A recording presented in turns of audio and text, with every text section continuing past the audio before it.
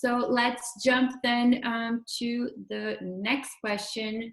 Another type of cybersecurity concern is ransomware. I'll pass over to Lee now. Lee, could you please clarify what is ransomware and how we can appropriately protect against it? Yeah, thank you, Lais. And I will try to cut this a little short to save some time at the end. I apologize, but if you have questions, don't hesitate to ask.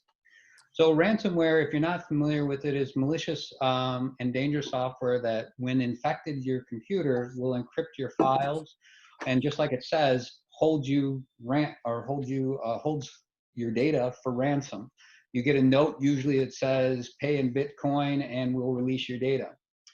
One of the key points here, they usually will release your data if you have ransomware installed and you pay them. The reason why? Because they know if they release it, the next person they encrypt, and the next person they encrypt, the next person they encrypt, they'll continue. It's a huge, huge industry.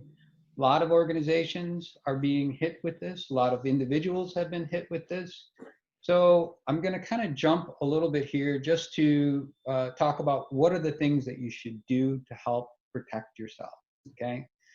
Make sure your antivirus software is up to date. Number one thing. Take a look at what you're running, even if it's the Microsoft, and if you're using a Microsoft computer, make sure that it's up to date and it's actually scanning. That's the other thing too, that it should be scanning. Scan and filter email, we talked about that a lot before in the phishing. It's the same concept. You need to have the right filter set up, but any kind of malware should be blocked from coming into your organization. Not even into your, it shouldn't be hitting your spam or junk mail folders. It should be blocked completely. Understand what is your most important data. What this means is it's hard to back up everything, okay?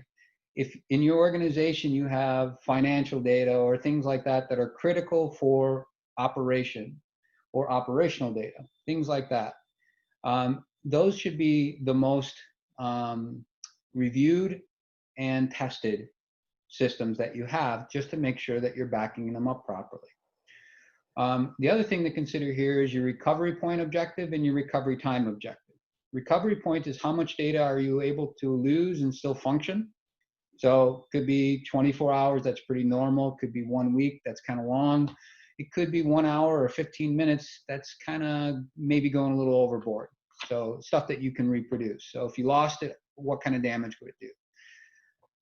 The recovery time objective, this is one that most people don't think about, because if they say to me they have a cloud backup solution, well, if you need to restore one file, not a big deal. If you're hit with ransomware where all your files are encrypted and you need to restore, it could possibly, depending on how much data, if you're talking hundreds of gig or even a terabyte of data, you could be talking about a week, depending on your internet connection, to restore and get back up and running. So it's important to have on-site and off-site type backups scenarios for the speed. Definitely, like we talked about, educate, educate, educate. Train your staff to recognize what suspicious emails look like, okay? Make sure that you're being safe in how you click on links, access applications. If the prompt says, are you sure you want to install this? Pay attention to it. Do you really want to install it? Make sure your default passwords have been changed. Okay, so when you get the computer or your generic IDs, when you get a new modem, when you get a new access point, when you get a new printer, most people think about their computer password for the operating system to some degree, but it's very rare that I see that people are thinking about the other. I was in a restaurant locally in McHenry not too long ago, and I logged on to their Wi-Fi and connected up to the device and used the default username and password to log into their router. I shared it with the owner just to show him. I wasn't trying to be a smart aleck IT guy. I was just trying to show him that, hey, this is something you guys should talk to your IT group about, resetting the password. And he looked at me and he said, I'm the IT guy. So, but we talked about it a little bit more. Apply patches. So again, everyone knows usually their computer to apply patches.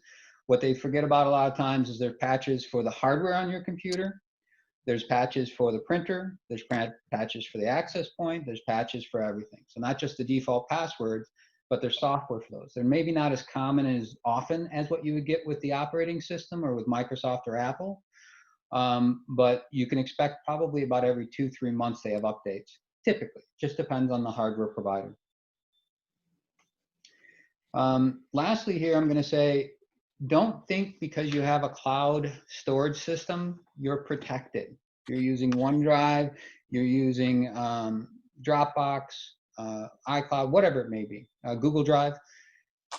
The files get backed up to the cloud and there's revisions, so you could always recover them.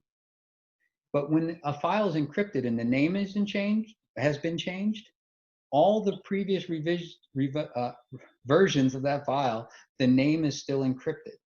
The file wouldn't be encrypted, so you could access it. But how do you know what to access it with? So keep in mind, you still need to back up even if you're using cloud solutions. All industries have been impacted by this. Do not think, in fact, there's a local organization recently, fourth quarter last year out of Marengo. They lost basically a week's worth of orders, and it took them almost 3 weeks after that to get back to a running production state.